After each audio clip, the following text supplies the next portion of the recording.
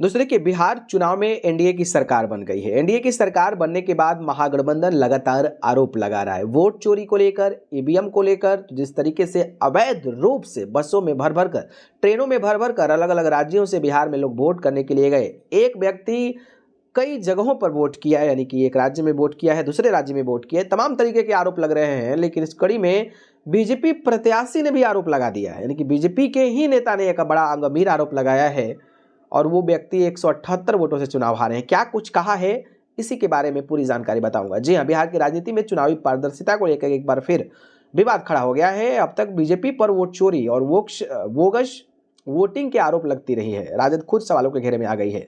ढाका विधानसभा seat से BJP के पूर्व विधायक पवन जायसवाल ने आरजेडी पर गंभीर आरोप लगाते हुए वोट चोरी और फर्जी मतदान के जरिए चुनाव जीतने का दावा किया है।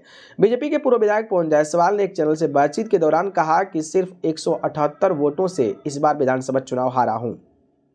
इस मामले में पटना हाईकोर्ट में दस्तावेजों के साथ याचिका दायर की है। पवन जायसवाल ने कहा कि कई ऐसे लोग हैं जो अभी हैं ही नहीं या मर गए हैं, उनका वोट भी डला हुआ है। 298 ऐसे लोग मिले हैं जो विदेश में रहते हैं, 45 लोग ऐसे हैं जो मर चुके हैं, 41 ऐसे लोग मिले जिनका नाम 2 विधानसभा क्षेत्र में है, 3 ऐसा नाम सामने आया जब मोतिहारी के जेल में बंद है उसके नाम पर वोटिंग हो गया, और 1057 ऐसे नाम सामने आए जो राज्य के बाहर दिल्ली, पंजाब या हरियाणा में है। इन सब की कुल संख्या 1444 है। पवन जायसवाल ने कहा कि मैंने पटना हाई कोर्ट में याचिका दाखिल की है और मेरे पास सारे साक्ष्य भी मौजूद हैं। मेरा क्षेत्र अकलियत बहुत इलाका है जहां वोटिंग करने के लिए महिलाएं नकाब में जाती हैं। नकाब के आड़ में भी बोगस वोटिंग हुई। 62 बूथ ऐसा है जो अकलियत बहुल क्षेत्र है जहां हमारे अकलियत वर्कर थे, लेकिन जैसे ही उन्होंने फर्जी वोटिंग का विरोध किया तो मतदान केंद्र के बाहर उनके साथ मारपीट किया गया। चुनाव के दिन पीठासीन अधिकारी द्वारा अलग अलग बूथों पर 6 एफआईआर दर्ज भी किया गया था। हमको न्याय चाहिए और हाई कोर्ट से उम्मीद है कि न्याय मिलेगा। इसके अलावा कहा कि चुनावी नतीजे रद्द होना चाहिए। अब बताइए कि महागठबंधन के लोग जो है आरोप तो लगा ही रहे थे, लेकिन जिस तरीके से बीजेपी का ये कैंडिडेट ने आरोप लगाया है, ये अपने आप में एक बार चर्चा का विषय बना हुआ है और बीजेपी के लिए ये माथापेची है, क्योंकि बीजेपी ने भी कई सारी ऐसी सीटें हैं जो 100 के कम आंकड़ों से जीती है। वहां पर भी इस तरीके की हरकतें तो हुई होगी।